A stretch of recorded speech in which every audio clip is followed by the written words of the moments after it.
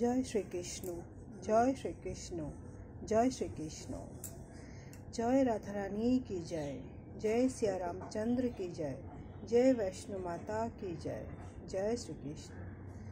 आज आमी श्रीमद् भगवद गीतार एकादश अध्याय विश्व रूप दर्शन योग श्लोक 31 पाठ करছি।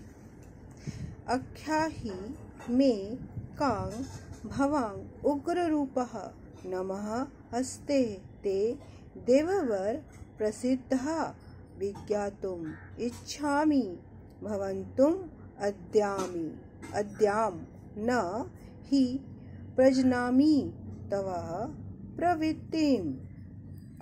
अनुवाद, उग्र मूर्ति তুমি কে? কৃপা করো আমাকে বলো। হে দেবশ্রেষ্ঠ, তোমাকে নমস্কার করি। তুমি প্রসন্ন হও। তুমি হচ্ছ আদি পুরুষ। আমি তোমার প্রবৃত্তি অবগত নই ভগবান। আমি তোমাকে বিশেষভাবে জানতে চাই। জানতে আমার ইচ্ছা করছে। এখানে অর্জুন বলছে শ্রী ভগবানকে। হরে কৃষ্ণ হরে কৃষ্ণ হরে কৃষ্ণ। শ্লোক 32। এখানে শ্রী ভগবান বলছেন, কালো अस्मि লোকः ক্ষয় কৃতঃ প্রবৃদ্ধः লোকান সমাহর্তুমঃ ইহ প্রবৃত্তः বৃত্তেः अपि त्वं न भविष्यन्ति सर्वे जे अवस्थितः प्रत्यनुकेषु योधः। অনুবাদ, শ্রী ভগবান বলছেন, আমি লোক ক্ষয়কারী প্রবর্তকালে এবং এই সমস্ত লোক সংহার করতে এখানে আমি প্রস্তুত হয়েছি।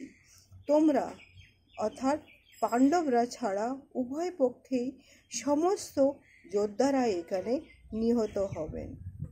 তাৎপর্য,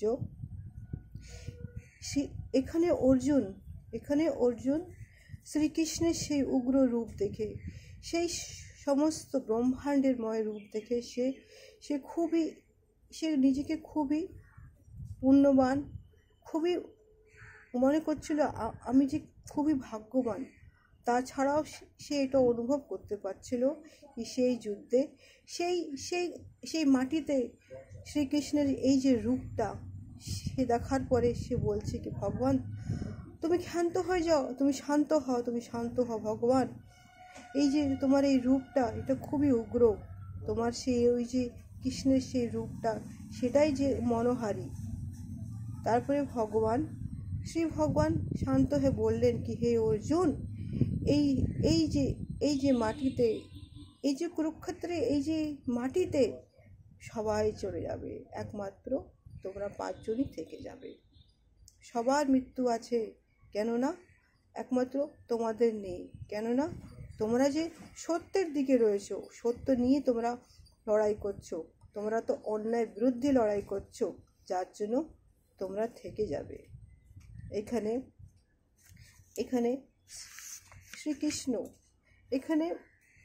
শ্রীকৃষ্ণর এক সময় এখানে ভগবান আবার বলছেন কি, কালে ক্রমে সমস্ত ব্রাহ্মণ, সমস্ত ক্ষত্রিয় সকলেই পরমেশ্বর ভগবানের গ্রাস হয়ে যান।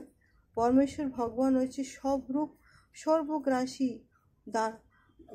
দানবের মতন, এবং এখানে তিনি সর্বগ্রাসী কাল রূপে নিজেকে বলেছেন। তাও নিয়ে এটা বলেছেন কি সবাই গ্রাস হবে। যার জন্ম হয়েছে সে তো অবশ্যই তার মৃত্যু হবে, কিন্তু তোমরা যেহেতু ধর্মের নিয়ে আছো, তোমাদের এখন মৃত্যু হবে না, তোমরা বিজয় হবে। কেন? তোমরা ধর্মে নিয়ে আছো। তোমরা আর এই যুদ্ধেতে দুর্যোধন তো ধর্মের নেই, অধর্মের আছে। আর যারাই দুর্যোধনকে নিয়ে যারা যুদ্ধ করছিল, তার সাথে যারা ছিল, তাদের সবার মৃত্যু আছে। এটাই এখানে শ্রীকৃষ্ণ বোঝাতে চেয়েছিলেন অর্জুনকে, কি হে অর্জুন, তুমি যুদ্ধ করো, তুমি যুদ্ধ না করলেও এদের সবার মৃত্যু আছে, কেননা এদের এদের সবাইকে তো আমি সংহার করেছি, তুমি নয়। এটাই হচ্ছে এটাই হচ্ছে প্রাকৃতিক নিয়ম। জয় শ্রীকৃষ্ণ, জয় শ্রীকৃষ্ণ। আজ আমি আমার এখানে গীতা পাঠ এখানেই সমাপ্ত করছি। আগামী ভিডিওতে আমি আবার একটি শ্লোক নিয়ে আবার আসবো। জয় শ্রীকৃষ্ণ।